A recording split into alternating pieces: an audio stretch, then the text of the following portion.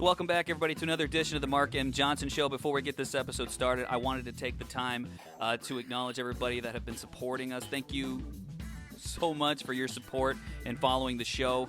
And I also wanted to take the time to remind everybody that we are really trying to support the local artists and musicians in the area. So if you are one, or if you know somebody that would like to come onto the set and perform, or if they have performances they'd like to share with us, we'd love to help promote your band and spread your choice music to everybody else. So let me know. Contact me on social media, any of our social media platforms. Email would probably be best. That is markmjohnsonshow@gmail.com. You can also contact us on Twitter and, of course, on Facebook as well. Either give my accounts, my personal account, or you can contact us on the show's accounts. Either way, try to track us down. You'll find us, and we'd love to support you again. Enjoy the show.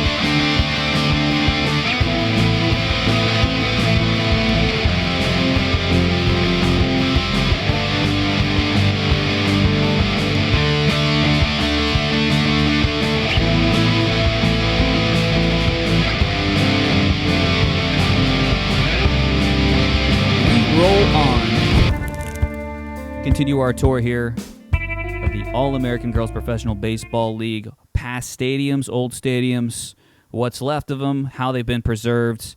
We now move on to South Bend, Indiana, of course, home of the South Bend Blue Sox. Now, this one is another one I thought was really cool that was unfortunately not preserved very well in terms of the history. If you walk by it, you'll never know. You'll never know that the Blue Sox played there. You'll never know the past of what actually was there. It's really cool. I mean, lots of places don't do this, but, some do. In our last episode, we featured the Rockford Peaches. They preserved everything, and it took them a while to do that, too. It wasn't until 2010 before they got that park up and going and started preserving the legacy of the Rockford Peaches. So there's still time for the Blue Sox, and we actually were contacted by a group on Facebook, the reunion of the All-American Girls Professional Baseball League group that they have, and they said that there is something that's going to be put there. So that's good news, actually, for the Blue Sox and the legacy of the All-American Girls Professional Baseball League. So hats off to you guys. Let me know when that's going to be. I didn't get a clear indication of exactly what day that was going to be, but thank you so much for sharing that with us. I got a lot of people that were very interested in the pictures that we posted, the before and after. I've tried to get the first picture as well as I could, and the second one there of Betsy Jokum that I couldn't quite get the, exact picture because I didn't try as well as the other one, but it's pretty close, so as close as I could get. But the first one I tried to get it right dead on. I think I did. But anyway, you can't ever tell. We went at a really odd time. I think I found another video on YouTube where there was somebody who was searching for the old Playland Park. Playland Park, was actually an amusement park before it was used by the girls, the Blue Sox. And there was there was roller coaster, you name it, Ferris wheel. They had the whole works. And I guess, unfortunately, it was like many good amusement parks. We had one in here in Houston called Six Flags. All good things must come to an end, and this one did. I believe it was in the early '60s that it came to an end. But finally, Playland Park didn't exist anymore. It became a golf course, but now it is home for the students. It's actually housing for Indiana University South Bend. They put good use to it, obviously, but not preserving the fact of legacy where it was. They could at least have a plaque there, and they are getting one there, like I said, which is fantastic. So the Blue Sox, they played at Bendix Field from 1943 to 1945, home of the Bendix, company there. And then they moved to Playland for the remaining years, 1946 through 1954. So they occupied Playland Park for majority of the time during their tenure. South Bend, just like the last team we covered, Rockford, the only two teams to stay in the league the entirety from 1943 to 1954. The Blue Sox, of those four original teams in 1943, were the final ones picked of those four teams to land a team in the city of South Bend. Good choice. They kept it all the way through. They won 2 championships, made numerous playoff appearances, and a couple of notable players. Dottie Schroeder, who some believe is based off the character Dottie Henson, who I thought it was based on another character, but this one you look a little bit more into it, and it's looking more like Dottie Schroeder's the one they were going for here from Dottie Henson's character, which was played by Gina Davis in A League of Their Own. Look like women, but play like men. This is what they had, a pretty girl that played her heart out. And she played all 12 years in the league, the only player to play all 12 years in the league. She was a part of the original South Bend Blue Sox. So unfortunately, she didn't play here at Playland Park as a member of the Blue Sox, but she's a notable member of that team. Betsy Jochum did. She was an all-star with the team. She played from 1943 to 1948 with the team. She won a batting title in 1944, stole a record 7 bases in a game, which is tied for the all-time record in the league. And she quit because she was traded to Peoria. Dedication to South Bend there, as one would say. Earned a master's degree, so she was able to go do her own thing. But we're going to take a look at this park now because I've been rambling on, and let's take a look finally at what is now Playland Park. And I'm going to show you, I picked a tough time to go, but it's the only time I could go. Let's take a peek now.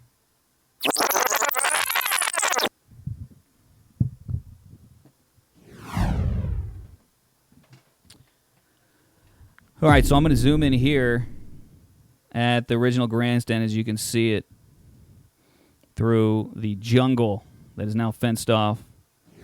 There's Danielle as she was looking around. Danielle's actually the one that noticed it. We were driving around. I found some old cement because it said it had pieces of the old grandstand or the old grandstand still up, and I just thought it was stuff that was hanging up. But it wasn't. It was actually, we just had to keep driving. She told me to keep driving around. I almost gave up on it. But we drove around the whole parking lot. I got out a few times, a few places to look. I'm telling you, this is covered by trees so well in the fence, and I'm not very observant. Thank goodness she is, because she saw it, and she's the one who pointed it out. And I was amazed what I saw. This is a huge grandstand, huge. And that's mainly because it wasn't meant for girls' baseball or baseball in general. It was actually a racetrack that was added in 1916.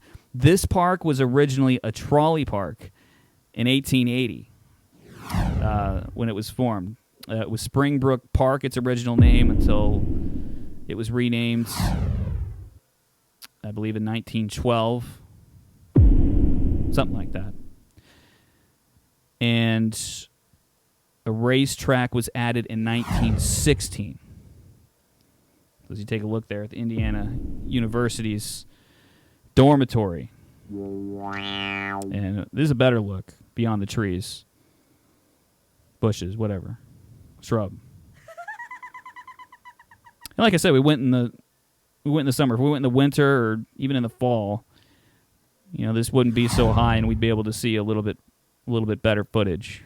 But that is where the field was. And if anybody saw the picture that I'd posted, that's where I took it from, just beyond there. This was the front of it, and then this is to believe where home plate was around this area in particular. Now, I mentioned how long it is because of the racetrack. Now, the racetrack was all along there as well before the girls started using it, so they just put good use to it. They had this long stand. You wouldn't see anything like that. Now they're all curved. They're not straight arrowed like that. And they had a temporary wooden one along the side, as they were easily able to get rid of that whenever it was no longer needed. But this is made of cement, so that's why it still stands to this day. Nobody wants to pay the money to get rid of this, with good reason. And we saw that in a few places as well. And here's a closer look at the grandstand in its age and all its glory. Man, I love seeing this stuff. But it's just so hard to tell exactly what it is. Now, I'm going to get a better look from the top. See, I drove around just to see if I can get a better look before we left, and it wasn't really good. It's just because the time of the year. I'm telling you, if you try to go to this place in the winter, like I said, or somewhere where these leaves are not as blooming, then you'll be able to get a better look at this, because even back there, can you see it? All the way in the back, that's where it is. There's a place where you can park semi-trucks over there, and that's where I went to go find it, and I had to pull back all these greenery just to have a view through it. But some people have a video. There's another video on here I'm sure you could see. I'm not sure what that was, but I thought I'd zoom in on it just in case. But there's a place, or there's a spot here on YouTube where somebody got a better look at it with the greens not so much in the way. So check that out if you can, get a better look. But yeah, that's the field. You turn around, you look at the field. So this is another video, and I'm just trying to get the corner. That's the very, very corner, obviously, of where you believe the very center of home plate. So you stand up there and you'll see home plate. So this is me going forward into it. That's when I pulled back the shrubbery, and I started looking here at exactly what was going on through there. I couldn't go left to right very well because that's the only hole I can dig. That is the very top of the grandstand. That's the best shot I can get for what it's worth. These were high. If I'd brought a ladder with me, maybe, but I'm just passing through, hoping to see some stuff. Now that I have it, see, look at that. Look at that. This is me reaching at. This is me pulling this as high as I can to try to get a good look for you guys, but I can't do it. It's it's just too much. Too much greenery. Too much going on there. Many branches and whatnot. So it's the legacy of it is still there. You can see that they can probably do something with this if they wanted to. I hope they do. I hope they do a little bit more than just a plaque, but a plaque would be a step in the right direction for sure. If anybody can check out that Rockford Peaches video that I had made before this one and see, I think, how an example of how it can be done, or at least started to be done. But it's all up to a committee. It's up to the city of South Bend and whoever's in charge. With this stuff comes money, and I realize that. So obviously, then there's no pressure. But if anybody can try to help preserve this stuff, it's really cool. And there's a reason we go to museums. There's a reason we go to anything like this, is so we can see the history of everything.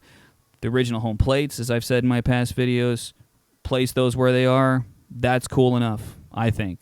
The original home plate. This is the home of the South Bend Blue Sox in the parking lot there somewhere. I don't know if you can possibly find that, but I don't know. Historians are pretty good at this stuff. And I had this entire time I've had nothing but trouble finding good history on the All-American Girls Professional Baseball League. Pictures, any information that's valid, that can be used with good sources. It's been very difficult for me. And where others maybe have a better time looking, let me know if you have any information. I'd love to share it and post it, because these girls deserve the recognition for what they played for and what they did and what they're still doing. It's not only interesting to see this, I think it's also, in a way, it's good for the girls. It's very inspirational to see where they played and kind of pick up that, because when you go places, who was there, what they did there, and it's inspiring. And I think this can inspire a lot of people if they can just see exactly, or they could just stand in the tracks, stand in the box, in the outfield, anything of where these great players once stood. But that was, just a little bit of what Playland Park still has to offer. Some other places I visited, they didn't even I'm not even sure if it was the right areas that I went to. And I'll share that with you momentarily as well. A lot of cool events went down here. And I wanted to talk about them, but there's so many to list here, and I feel like I've missed over them, so I'll make sure that I put them in the video whenever we finish the editing and lay that in there for you as well so you can take a good look at that. But that'll do it for this one. Anybody has any more information, like I said, I've had some people tell me that they've played there before, played some softball games. Unfortunately, couldn't get any pictures of that, but if you come across any, let me know. I'd love to share them. I think this is really neat. And if you've played here, if you've had pictures here, you stood in history, and I'd love to see that too. So as the show continues on with its, I guess, kind of building the legacy of the All-American Girls Professional Baseball League, the spirit, the ghosts that rise from these stadiums, man, it's just so much of it. So please continue to look into the Mark M. Johnson Show. Follow us on social media, Twitter, Mark M. Johnson Show without the W, ran out of characters, Facebook page with the W. Guys, this is something I'm trying to get people to notice and pay attention to, because A League of Their Own, it was a fantastic movie, and a lot of people love it, but there's still not enough information about the All-American Girls Professional Baseball League that I think there should be. So if you have anything, let me know once again, and stay tuned for the next episode. I'm glad to have you all along for the journey, and stay tuned.